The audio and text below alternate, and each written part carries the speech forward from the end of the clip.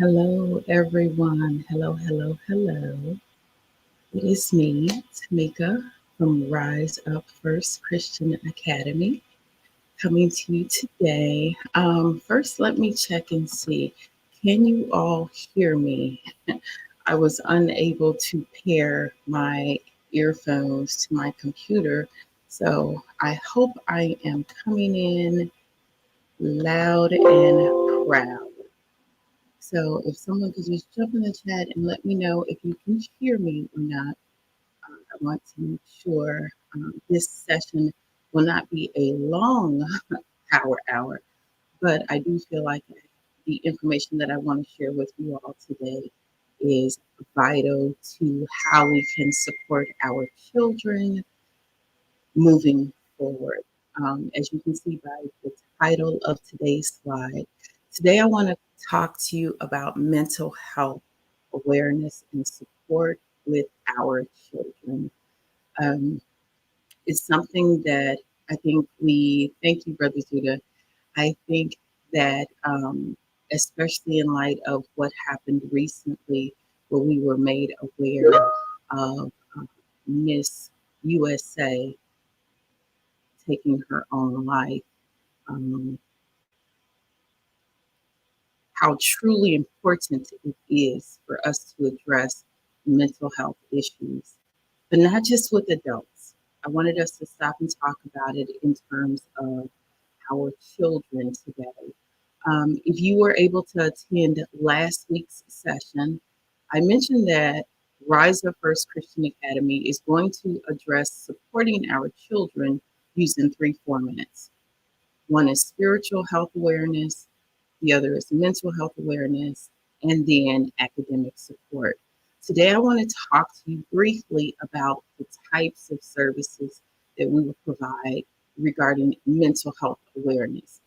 And before I do, I just want to say, as a parent of seven, a grandmother of two, one of the things that my husband and I have always talked about with regards to our children is always trying to make sure that we're aware of what's going on with them mentally so that we could support them. My husband is a huge advocate for knowing how things impact them psychologically. And here's where I'm going to be transparent with you. And honestly, I wasn't planning on telling this part of my story, but I am an educator. I was a teacher for a little less than a decade here in the state of Texas. I have a 16-year-old daughter that I withdrew from the public school system 4 years ago because she was being bullied. While I knew that she was being bullied, I did not understand to the extent that she was being bullied.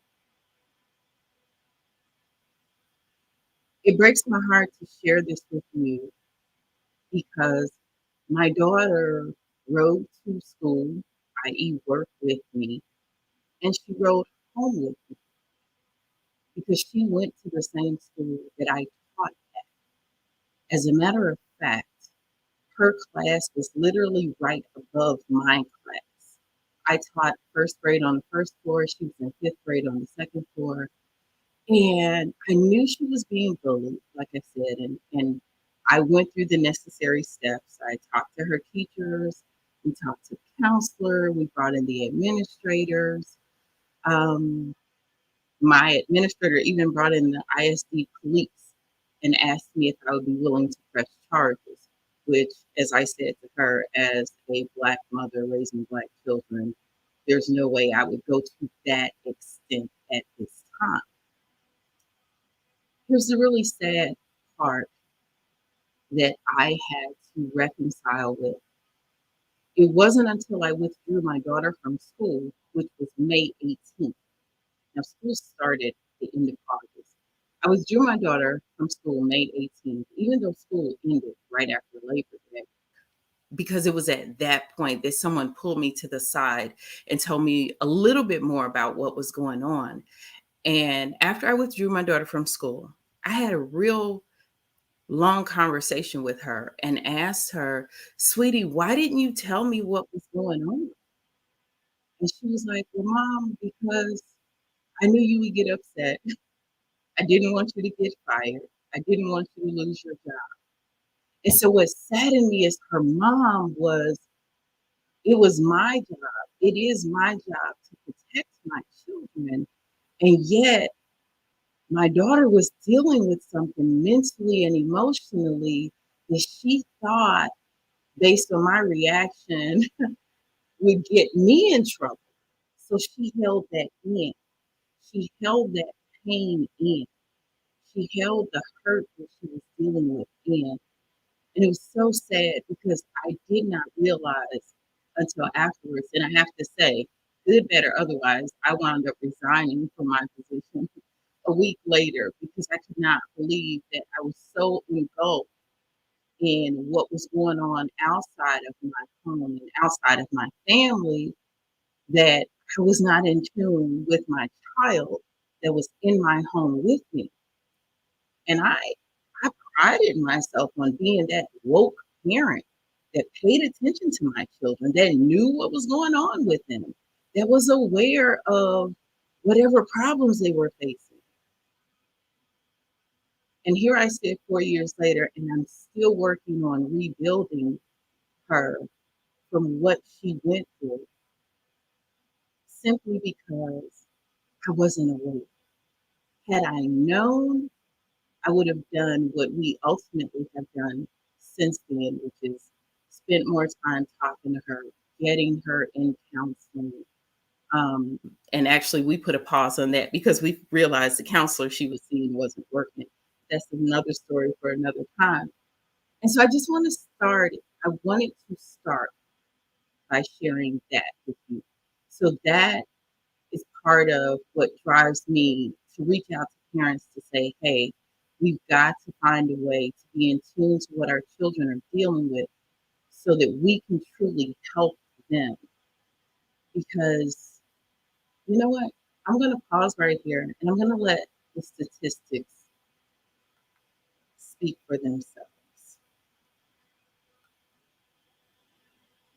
Let's see. If you can give me a thumbs up, if you can let me know if you can hear this expose. The entire population is striving to get over issues with anxiety, depression, feeling isolated, overwhelmed. For some, the COVID-19 pandemic has Sorry. exacerbated issues and struggles they already had. Students know that all too well. They may step into the classroom with a smile, but numbers show they're battling more than we know. And 1/4 of all suicides in the last 12 months, 1/4 of them were young adults. Angelina Hudson is the interim executive director of National Alliance on Mental Health Greater Houston, or NAMI. Most of us think elementary school is too young to talk to kids about their mental wellness, but it's not. She says she'll never forget what one 5-year-old told her after he got several frowny faces on his report card. I don't fit anywhere. No one likes me. No one wants me around. He said, I think I'm going to go to the top of the building and jump off. And he pointed to a permanent ladder that was built into the building. NAMI, the CDC, and other mental health agencies say there are a number of factors contributing to hopelessness nowadays. Bullying, grief over losing a loved one, losing the lifestyle they were used to pre-pandemic, and social media all play a part. Anthony Scott can attest to that. He has 3 Black children, ages 16, 13, and 7. The pressure is really high on them because we tell them that there's a double standard. They have to be more than what their peers are. So where do we go from here? Hudson says it starts with restructuring how we view mental illness. Black boys who act out in school are often miscategorized and overly punished. She believes all of us have to get to root causes and ask what happened to them and what is bothering them emotionally, as opposed to writing them off as a disciplinary problem. She also suggests we carve out time for each child and check in on their mental wellness. Take what they're saying seriously and believe them if they say they're having a hard time. Finally, if you don't know what to say or do, ask for help. We are here, ready, sitting by the phone, ready to help walk the journey with families who are struggling. Reporting in Houston, Erica Simon, ABC 13.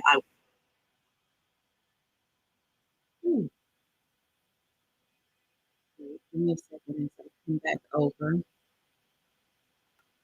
So I started with a personal story, and then we branched out because I wanted us to talk about this issue from a local standpoint of view.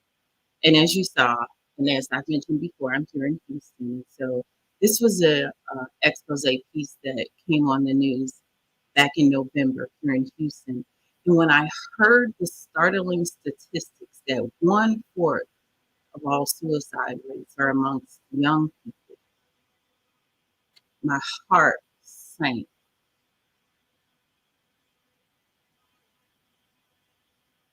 But I have to be honest, parents, what devastated me was when they talked about the fact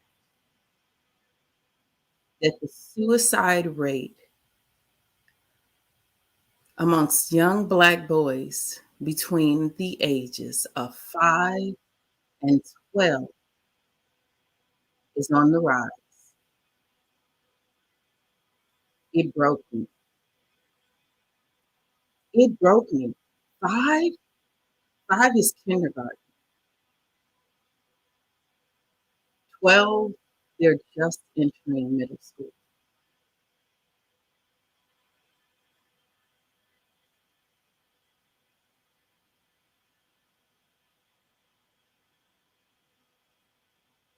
The reality is, a lot of our babies are getting in trouble at home, at school, at church, or wherever it is they're going, because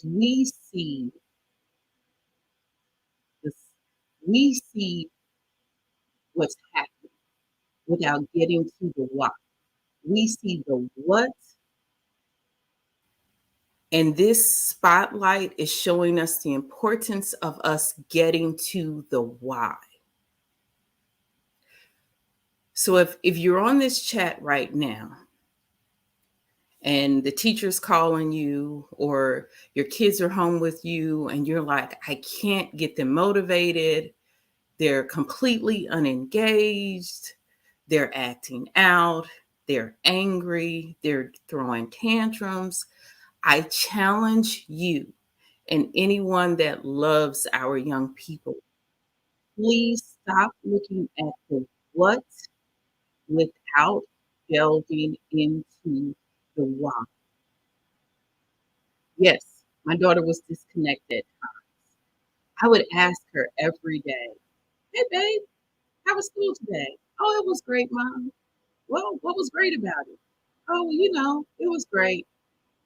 And she would look out the window and, okay, I felt like I did my due diligence. I checked in with her every day. As a matter of fact, we would even pray on the way to school. Kind of a rote, okay, checked in with God, checked in with child, check. But I realized my child went through this from the beginning of the school year until the middle to the end of May. And I was unaware, not because I wasn't interested, in part because I honestly didn't even know the signs. And so I don't want to prolong today's session. I just want to give you some things to think about, but I promise I won't leave you hopeless. I promise I won't. On that note, we've looked at it from a personal standpoint of view. We've looked at it from a local standpoint of view. Now I want to show you nationally how this is impacting our children.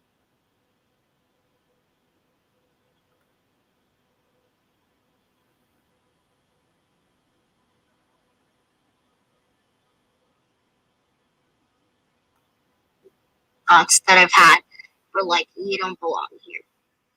Like, you don't belong on this like planet. I want to be happy, but sometimes it feels like you'll never be happy. The videos show a remarkable range of kids, 64 in all, talking candidly about their feelings. First step in letting an increasing number of kids know they're not alone when they feel sad or scared or angry. Statistics bear this out.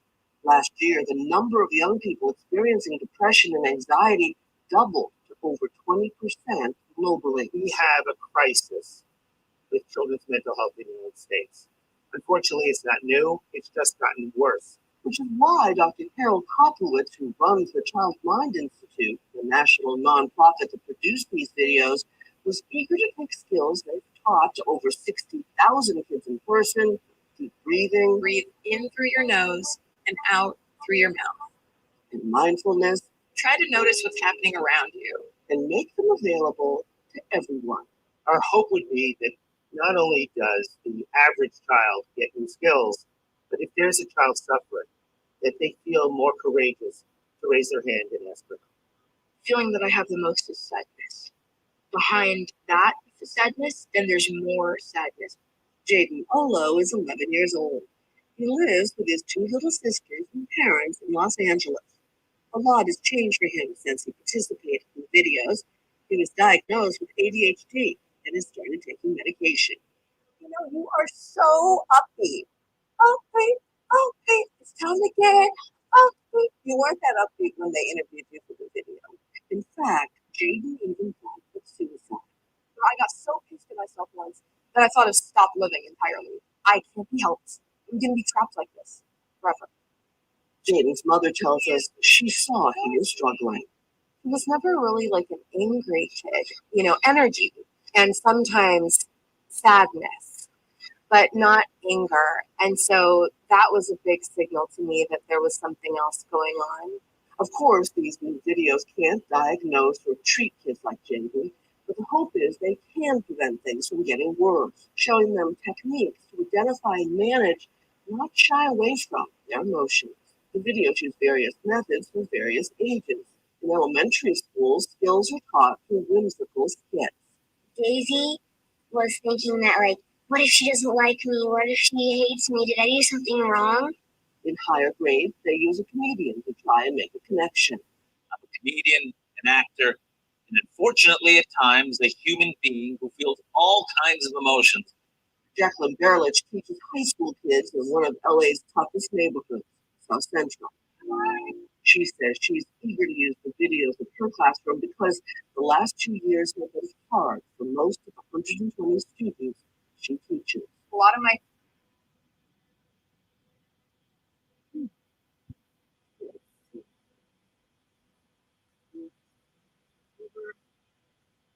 So I wanted to share that last video because it took a national look at mental health in our country.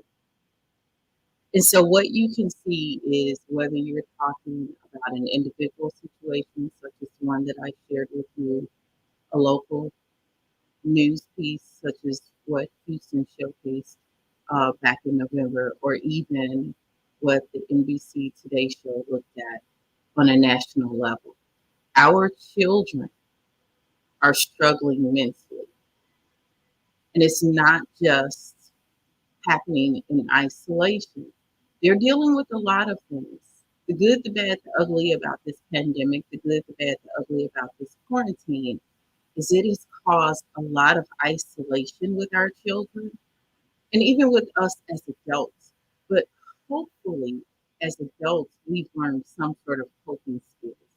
Hopefully, as adults, we know how to articulate what's going on. And we have people we can reach out to. We have to find a way to support our children. Because when we don't, we start to see the what. Misbehaving in school, misbehaving at home, behavior that we perceive to be as disrespectful. And now, don't get me wrong, I'm a Christian with every fiber of my being. So I truly hold to the Ten Commandment that says, honor thy father and thy mother. This is not about that. But sometimes what we perceive as disrespect is our children crying out for help. And because we as a culture, especially if you're in the age range that I am, born in the 70s, we were taught kids were to be seen and not heard. You just did what you were told. You just got somewhere, sat down, and was quiet. We weren't told how to express ourselves appropriately.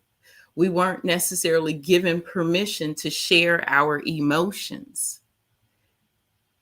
We have to find a way to do that for our children.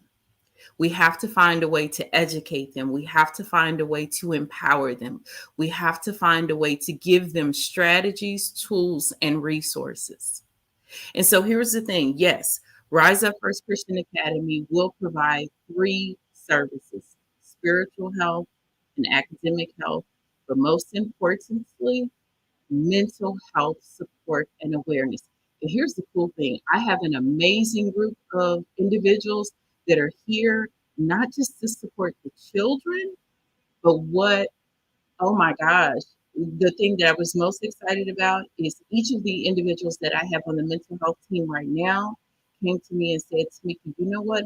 We don't want to just help the children, we want to empower the parents. And so, before I leave you, because I promised that I wouldn't make it long, I want to share another slide with you about Roberts, and I'm our a clinical social worker in the state of Texas and California. Today, I will be presenting an overview of the mental health component for the Rise Up First Christian Academy. So, let's start with first, what is mental health? Mental health is and can be defined as a state of well being in which the individual realizes his or her own abilities, can cope with the normal stresses of life, can work productively and fruitfully, and able to make contributions to his or her community and daily living skills. Mental wellness is a strong element of everyone's overall wellness and sometimes is overlooked. Historically, there is a stigma attached to mental health and wellness.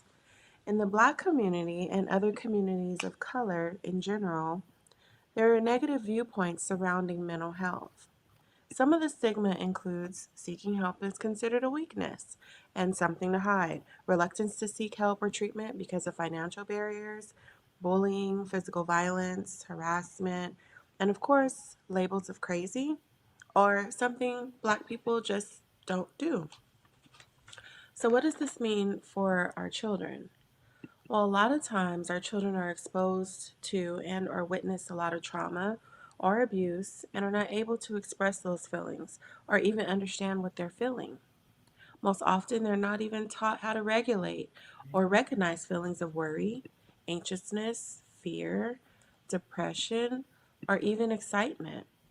So, teaching children how to manage and handle their emotions and equipping them with the skills early on will allow them and their families to have more positive interactions, less intense behaviors, and effective communication overall. So, we are more than aware of what lack of this information, what our children will be subject to: acting out, misbehaving in school, delinquent behaviors, misguided frustration and anger, which can lead to a number of problems in their adolescence, in their adulthood, problems in relationships, problems on the job, problems in the community. So, in an attempt to prevent that, what if we showed or taught our children the skills and knowledge before they actually needed them, or how to regulate their emotions and feelings as a child? The impact could be very beneficial. So, how do we plan to do this? Well, the main focus will be to teach the children how thoughts, emotions, and behaviors are all related, how to recognize these maladaptive or negative thoughts, better known as CBT, cognitive behavioral therapy, how to reframe and dismiss those thoughts, and or how to feel those things and those feelings, not allowing poor behavior to result in coping skills and effective communication.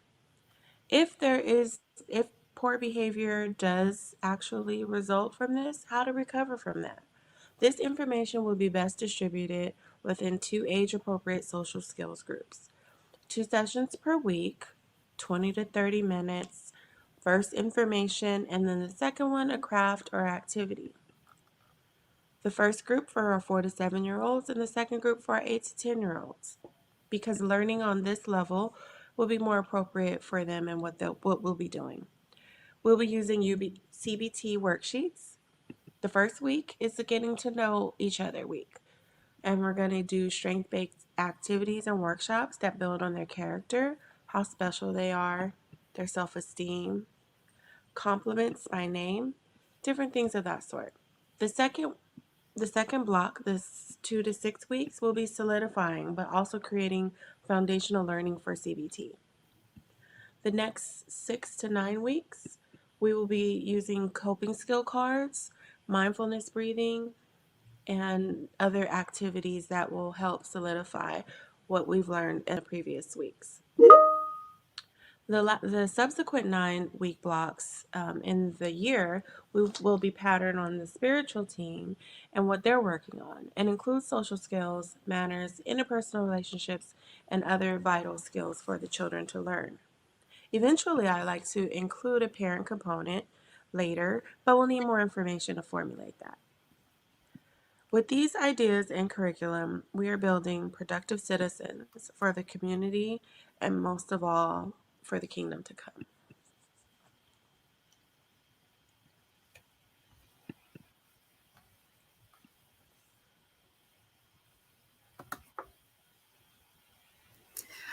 Okay. All right.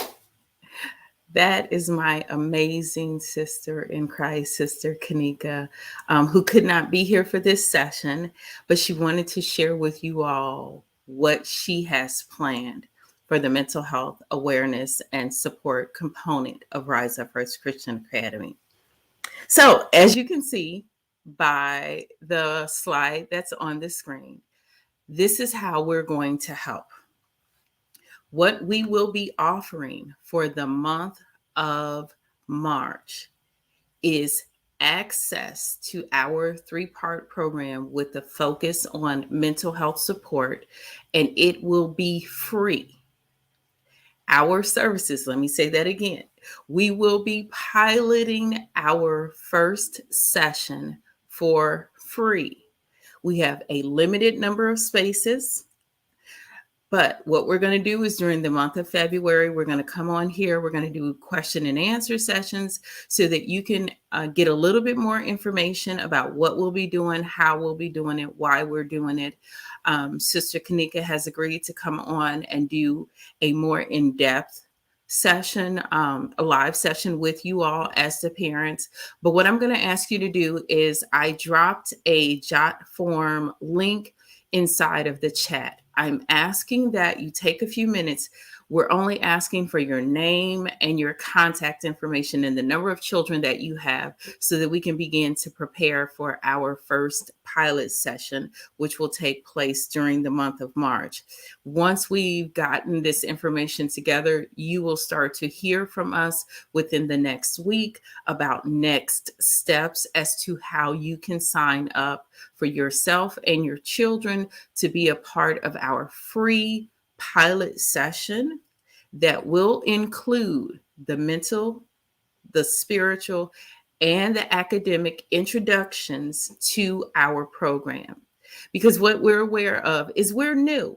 And we want to make sure that we're giving you the best services in a way that's actually going to meet you and your family's needs.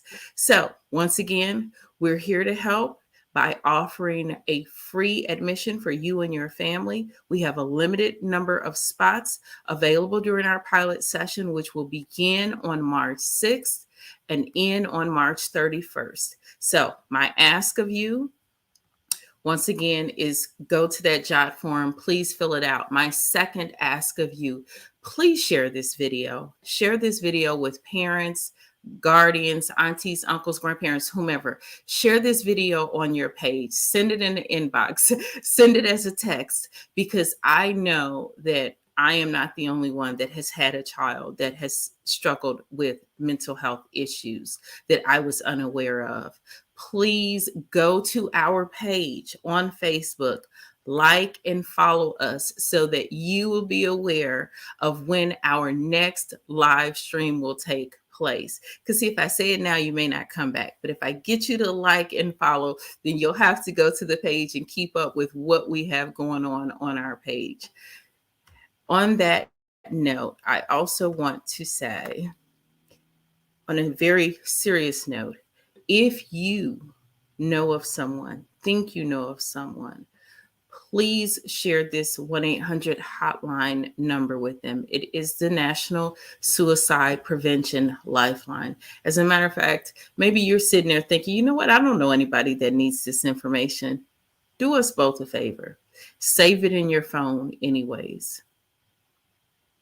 Because if you're in a situation where you're dealing with a crisis, you don't necessarily want to take out your phone and Google and ask Siri. So go ahead, lock this number in, share this link, like and follow our page, and be on the lookout for our upcoming live sessions that will continue to take place during the month of February. But specifically, be on the lookout for our live interactive session with our mental health experts.